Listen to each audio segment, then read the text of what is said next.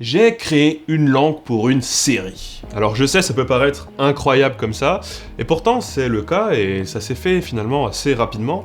J'ai été contacté le 6 juin par Timothée Hochet sur Twitter, puisqu'il cherchait quelqu'un pour créer une langue. En fait. C'est quelque chose qui est a priori assez peu orthodoxe, assez peu courant aussi. Enfin bref, il existe des créateurs de langues, ils ont même des associations, ils ont même des forums entre eux, je vous mets même des liens dans la description si ça vous intéresse. Mais bref, du coup, mon nom lui a été suggéré, et voilà qu'il m'écrit donc sur Twitter. Et il me parle donc de son projet qui m'a plu tout de suite. Alors moi je ne connaissais pas du tout le travail de Timothée Hochet, et je ne connaissais pas le premier épisode, un épisode audio qu'il avait fait, que j'ai trouvé très bien, que je mettrai aussi en description. Enfin bref. La série pour laquelle j'ai créé une langue, c'est donc la série Calls, une série qui est réalisée et scénarisée par Timothée Hochet, qui va être diffusée sur Canal+, à partir du 15 décembre, et je suis très content de moi, pour le coup, pour le travail que j'ai dû y faire. D'ailleurs, et ceux qui me connaissent le savent, je suis profondément attaché à la véracité linguistique des fictions. J'en ai parlé à plusieurs reprises, j'en ai parlé je crois dans l'épisode sur Premier Contact. Timothée Hochet a vraiment voulu de la cohérence dans les autres langues, dans l'autre langue en fait qu'on entend dans cette fiction. On s'éloigne un peu de la dimension oui vas-y dis 3 trucs et puis on fera genre et puis voilà puis ça fera une autre langue etc. Non, Timothée Hochet a vraiment voulu de la vraisemblance, a voulu aussi un message. Et si on ne sait pas que ce n'est pas une vraie langue, on peut très bien absolument ne pas s'en soucier. Et pourtant, c'est une vraie langue, dont je vais vous parler du processus créatif juste après. Il y a des vrais messages, il y a des vrais textes, il y a des vrais trucs. Et ça, c'est quelque chose qui, du coup, donne une profondeur incroyable à l'univers, quoi. Eh ouais! J'ai donc dû créer une langue démoniaque. C'est comme ça qu'on va la définir. Une langue d'entité. Une langue qui n'est pas humaine, mais qui sert en tout cas à la communication avec des êtres humains. J'ai été en fait très libre de tout le processus créatif. Donc moi les langues construites c'est quelque chose qui me passionne, d'ailleurs bientôt il y a un webdoc sur cette chaîne qui va sortir en 4 épisodes sur l'espéranto, et vous avez vu qu'il y a un format de vidéo qui s'appelle Lingua Franca qui parle des langues construites. Moi les langues construites c'est ce qui m'a amené dans la linguistique, et d'ailleurs il me semble que c'est quelque chose que j'ai évoqué à plusieurs reprises, et ceux qui ont lu mon livre devraient a priori le savoir aussi, puisqu'il me semble aussi que je l'évoque. Et donc je travaille toujours sur papier, et je commence toujours par la phonologie, donc c'est-à-dire les sons. Je continue à travailler sur ce projet de langue, je pense que vous pouvez constater à mon bureau à quel point c'est devenu un bordel, j'ai des feuilles ou des trucs écrits de partout, donc j'aime encore bien travailler sur papier, et ensuite seulement tout numériser. D'ailleurs, ce que j'ai commencé à faire, j'ai bien avancé sur la grammaire, comme vous pouvez le voir. Donc là, c'était les feuilles d'avant, et j'en ai des nouvelles avec des petits trucs, des machins, des tableaux. Là, vous voyez, j'ai un peu tout changé. Et dans les langues construites, notamment dans les fictions, ce qui va vraiment toucher la personne qui entend, parce qu'il ne pourra pas comprendre le message, c'est comment il va percevoir le message, et pour ça, c'est les sons, en fait. C'est la phonologie, c'est le plus important de ce côté-là, c'est l'accentuation, c'est quelle consonne, quelle voyelle on va utiliser, et bien évidemment tout ça est au service de la morphologie, c'est au service des formes, c'est au service des conjugaisons, des mots, et de comment la langue se construit derrière. Donc je pars toujours de cela, mais du coup il faut savoir que j'avais une contrainte qui était un mot, un nom propre, et que j'ai tout bâti un peu autour de cela. L'autre contrainte c'est bien évidemment les comédiens. Les comédiens, on peut pas leur faire prononcer des sons qu'ils ne connaissent pas. Donc j'ai tout de suite été en contact avec le comédien qui allait jouer le démon en question. Il se trouve qu'il était d'Alsace, et qu'il parlait allemand et anglais, et donc du coup ça m'a permis aussi d'avoir un panel de sons beaucoup plus large, et lui demander des choses beaucoup plus précises. D'ailleurs ça s'est très bien passé au tournage, je vous en parlerai après. Et globalement du coup je voulais 3 voyelles très distinctes, très fortes, le I, le A, le OU, voilà globalement, avec des alternances vocaliques qui fait qu'on peut un peu truquer, parce qu'encore une fois, il y a une voyelle qui était présente dans mon mot contrainte, dont je ne vous parlerai pas ici, qui n'est pas dans ce trio de base. Et donc je suis parti sur des consonnes plutôt fricatives et sonores. Alors fricative c'est quand on laisse passer l'air, et sonore c'est quand on applique les cordes vocales, ce qui donne un côté très sonore en fait à la langue, très fluide. Ça fait vraiment un espèce de flow continu. Et ça c'était quelque chose de très important, et selon moi de très marquant, avec encore une fois beaucoup de OU, beaucoup de A, beaucoup de I, qui était une inspiration directe de l'arabe, très clairement. Autour de tout ça, j'ai bâti un schéma de comment les mots évoluent en fonction de leur position, en fonction de plein de choses de grammaire, comment est-ce que ça change les sons dans les mots. Et donc on a vraiment toute une gymnastique autour de ces sons-là. À tout cela, on ajoute un accent qui tombe toujours sur la dernière syllabe, sauf, il y a une exception, sauf sur les noms propres, où c'est la première syllabe. Donc ouais, ça avance plutôt pas mal. Je sais pas quand est-ce que j'aurai fini, je sais pas si j'aurai vraiment fini, on n'a jamais vraiment fini une langue. Un autre truc qui pour moi était structurant quand j'ai pensé à la langue, quand j'ai voulu faire la langue, c'est que je voulais un ordre des mots assez peu répandu dans le monde. Du coup, l'ordre que j'ai choisi, c'est l'ordre objet, verbe, sujet. Donc, c'est-à-dire que d'abord, vous avez votre complément d'objet, votre verbe, votre sujet. C'est un peu comme dire le chat mange la souris, mais dans ce cas-là, c'est la souris qui mange le chat. En fait, c'est tout par rapport à comment nous on fonctionne, c'est tout à l'inverse. Bon, je vais pas vous faire toute la grammaire ici, mais globalement, il y a une distinction entre les immortels, entre la classe des immortels, entre les mortels et entre les inanimés. Les mortels, étant donné que c'est la langue des immortels, les mortels ne se distinguent pas qu'ils soient au singulier ou au pluriel. C'est-à-dire qu'il y a une personne, une foule de personnes ou plein de personnes, c'est la même chose pour un immortel. Et les immortels, par contre, entre eux, se distinguent le pluriel du singulier, etc. Pour moi, c'était aussi une façon de montrer que pour les mortels sont en dessous. Ils sont inférieurs. Finalement, ils sont une masse un peu indéfinie. Voilà. Exception faite, bien évidemment, à la troisième personne, qui est la personne grammaticale pour désigner les gens qui ne sont pas dans la discussion en cours, parce que je est impliqué dans la discussion, c'est moi, tu es impliqué dans la discussion, c'est mon interlocuteur, mais il est quelqu'un qui est en dehors, c'est quelqu'un qui n'est pas présent au moment où on parle, où là on admet un singulier, aussi justement pour les mortels, un pluriel et un duel, donc on peut même désigner les couples. Alors que pour les immortels, vous avez singulier, duel et pluriel pour toutes les personnes. Toutes les personnes. Donc on peut dire très bien je, on peut dire nous deux, ou alors on peut dire nous. J'ai trois pluriels, j'ai trois nombres différents, j'ai un singulier, un duel et un pluriel, donc le duel c'est pour désigner tout ce qui sera par deux, on le trouvait dans pas mal de vieilles langues, le duel, et du coup j'ai aussi plusieurs genres, donc j'ai le singulier, le mortel et l'immortel, donc en fait un inanimé, un animé et un animé encore au-dessus. Vous l'aurez compris, ce sera pour comment dire, tout ce qui sera surnaturel en fait. Et donc ils n'auront pas tout à fait les mêmes déclinaisons que les autres. Je suis aussi parti sur une langue avec beaucoup de déclinaisons, des déclinaisons qui sont, selon moi, assez intéressantes. Donc bien évidemment, on a plein de déclinaisons, si jamais vous avez fait du grec ou du latin, du vocatif, du nominatif, de l'oblique ou du prépositionnel. Donc en gros, ça c'est tout ce qui va suivre une préposition, ou l'action verbale.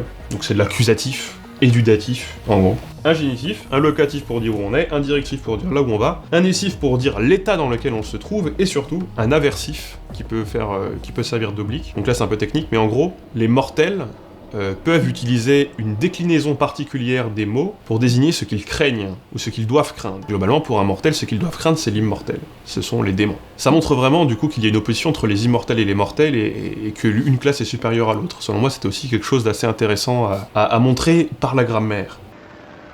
Et il y aura même un cas dont je suis assez content, qui est l'aversif. J'ai découvert que l'aversif existait dans certaines langues aborigènes. L'aversif, en fait, c'est quand on craint quelque chose. Et donc ça, j'en fais une déclinaison particulière, parce que il n'y a pas de raison.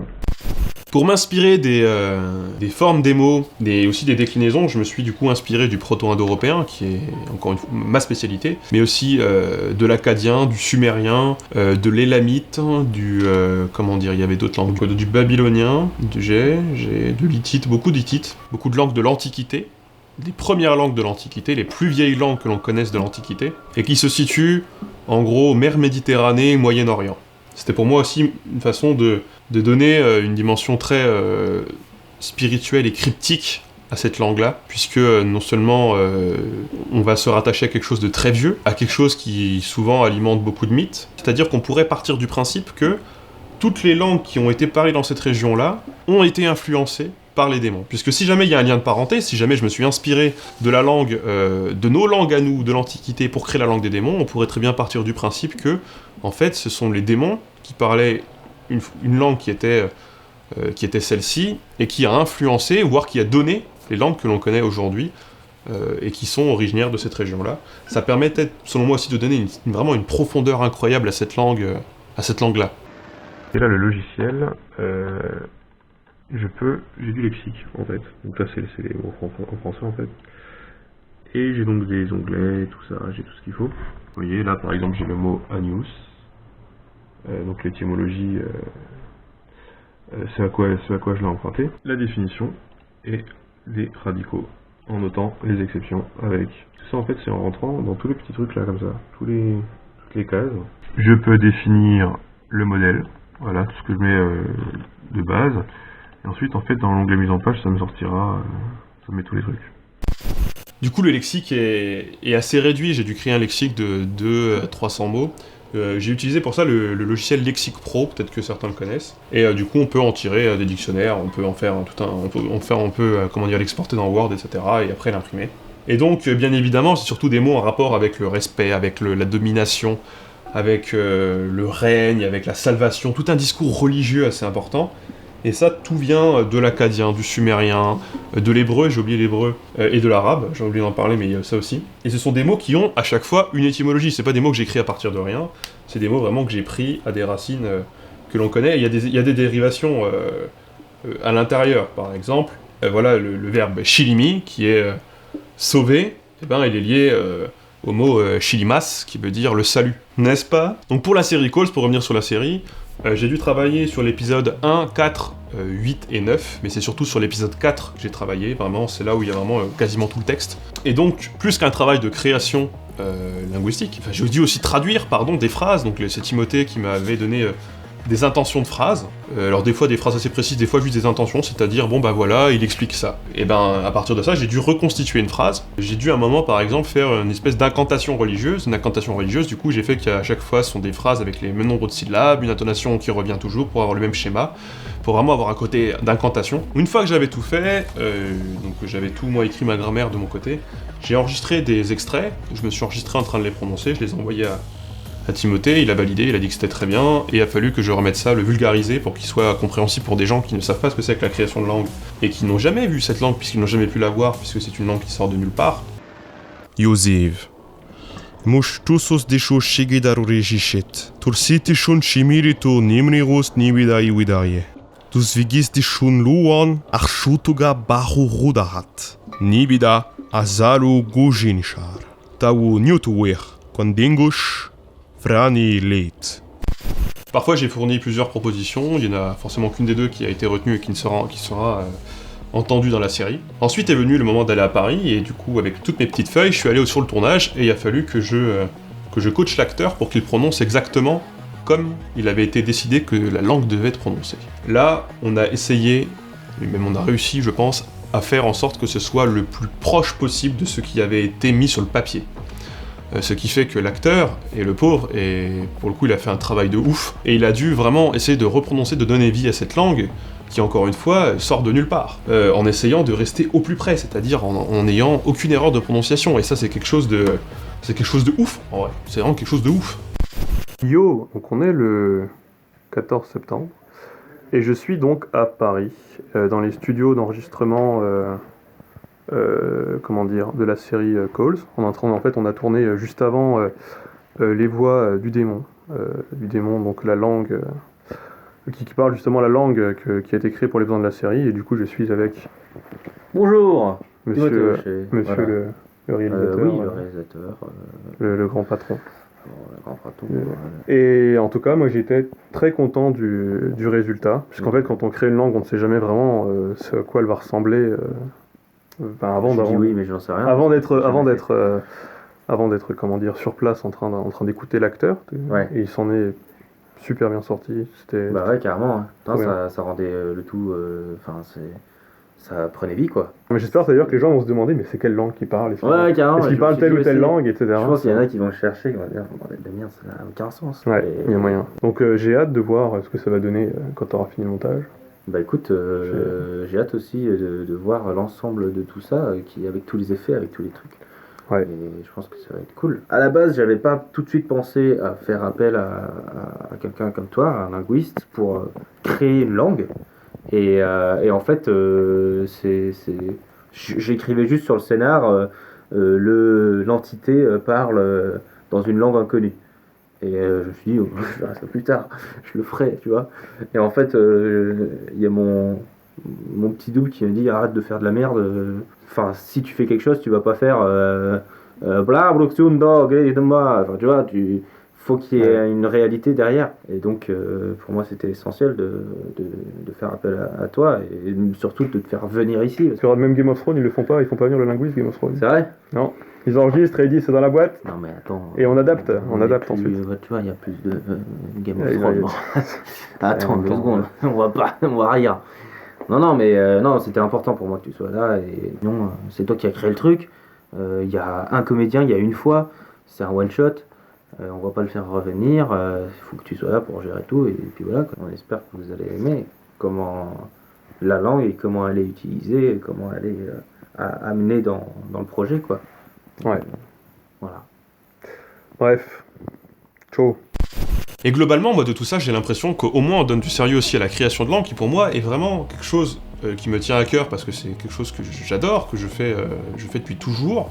Et c'est aussi quelque chose qui donne une profondeur incroyable à un univers, ça je l'ai déjà dit, mais surtout, c'est quelque chose qui devrait venir en premier, puisque le premier obstacle à une intrigue, c'est la communication, et la communication, elle ne passe que si jamais on parle la même langue, ou si jamais on se comprend. Or, dans le monde, la plupart du temps, ce qui se passe, c'est qu'on ne se comprend pas toujours. Si jamais vous allez au Bangladesh, vous ne comprenez pas forcément les gens qui sont au Bangladesh.